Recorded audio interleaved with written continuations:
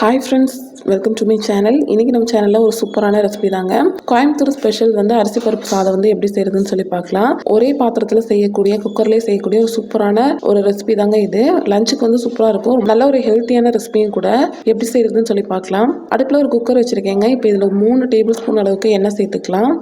தேங்காய் எண்ணெய் சேர்த்துருக்கேன் நான் இன்றைக்கி. 1 ஸ்பூன் கடுகு சேர்த்துக்கலாங்க. 1 ஸ்பூன் சீரகம் சேர்த்துக்கலாம். கடுகு சீரகமும் நல்லா பொரிஞ்ச பின்னாடி இதில் நம்ம பூண்டு சேர்த்துக்கலாங்க. நான் பார்த்தீங்கன்னா ஒரு 10 பல் கிட்ட இந்த மாதிரி சின்ன சின்ன பூண்டு சேர்த்துருக்கேன். சேர்த்து ஒரு தடவை நல்லா கலந்து விட்ட பின்னாடி இதில் ஒரு பச்சை மிளகாய், ஒரு கொத்து கருவேப்பிலை, 2 வெங்காயம் இந்த மாதிரி கட் பண்ணி சேர்த்துருக்கேங்க. சேர்த்துட்டு ஒரு தடவை நல்லா கலந்து விடுங்க. வெங்காயம் நல்லா வதங்கி வரட்டும். நல்லா இந்த மாதிரி மிக்ஸ் பண்ணி விட்டுங்க. இதில் கொஞ்சமாக பெருங்காயத்தூள் சேர்த்துக்கலாங்க. பெருங்காயத்தூள் சேர்த்துட்டு கொஞ்சமாக உப்பு சேர்த்துக்கோங்க. அப்போ வெங்காயம் சீக்கிரமாக வதங்கிடும். சேர்த்துட்டு இந்த மாதிரி நல்லா கலந்து விட்டுக்கோங்க. இந்த மாதிரி வெங்காயத்தை நல்லா பொன்னிறமாக வர வரைக்கும் வதக்கி எடுத்துட்டு இதில் ஒரு தக்காளி சேர்த்துக்கலாங்க.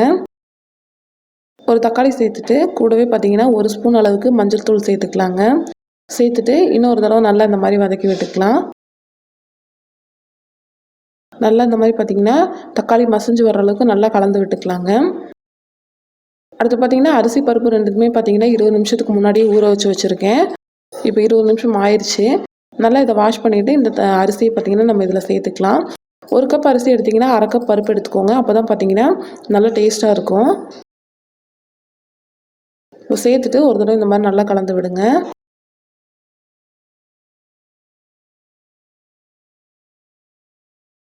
இது மாதிரி பார்த்தீங்கன்னா எண்ணெயிலேயே அரிசி பருப்பு ரெண்டையும் ஒரு 2 நிமிஷத்துக்கு நல்லா பிரட்டி எடுத்துக்கோங்க. எடுத்த பின்னாடி இந்த அரிசிக்கு தேவையான அளவு தண்ணி சேர்த்துக்கோங்க.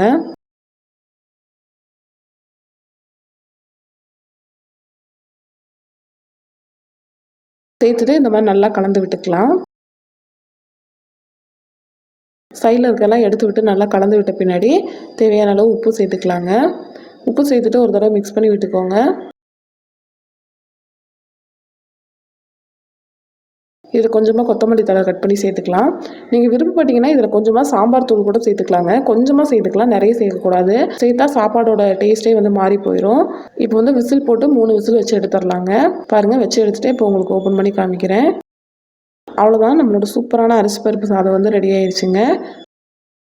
உங்களுக்கு கிளறி விட்டு காமிக்கிறேன் பாருங்கள். இந்த சாதம் ரொம்ப நல்லா இருக்குங்க. இதுக்கு சைட் டிஷ்ஷாக நீங்கள் வறுவல் ஏதாவது வச்சு சாப்பிட்டுக்கலாம். ஊறுகாய் கூட வச்சுக்கலாம். ரொம்ப ரொம்ப நல்லாயிருக்கும்.